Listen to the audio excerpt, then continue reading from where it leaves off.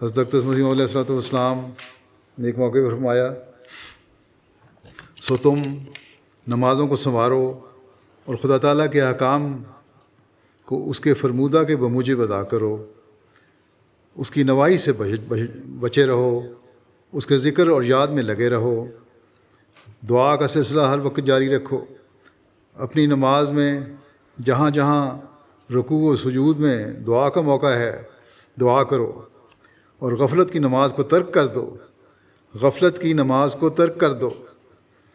رسمی نماز کچھ ثمرات مرتب نہیں لاتی، رسمی نماز کچھ ثمرات مرتب نہیں لاتی، کوئی پھل نہیں لگتے رسمی نمازوں کو، صرف فرض پورا کرنے کے لیے کی جاتی ہے،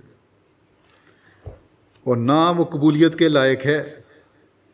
نماز وہی ہے کہ کھڑے ہونے سے سلام پھیرنے کے وقت تک پورے خشوع و خضوع اور حضور قلب سے ادا کی جائے، اور عاجزی اور فروتنی اور انکسار اور گریہ وزاری سے اللہ تعالیٰ کے حضور میں اس طرح سے ادا کی جاوے کہ گویا اس کو دیکھ رہے ہو۔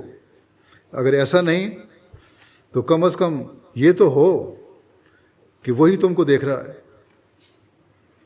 اس طرح کمال ادب اور محبت اور خوف سے بھری ہوئی نمازیں ادا کرو، یہ ہے نماز کی حقیقت۔ حضرت مسیح علیہ السلام نے یہ بھی فرمایا ہے کہ ہماری کامیابی دعاؤں سے ہی ہونی ہے۔ بس جب ہم اپنی امنی حالتوں کی تبدیلی کے ساتھ دعاؤں اور عبادات کے اعلیٰ معیار حاصل کرنے کی کوشش کریں گے تو تبھی ہم حضرت مسیح علیہ السلام کے حقیقی انصار میں شمار ہو سکتے ہیں۔ تبھی ہم اپنی اگلی نسلوں کے ذہنوں میں سوال پیدا کرنے کے بجائے ان کی اصلاح اور جماعت سے جوڑنے کا ذریعہ بن سکتے ہیں۔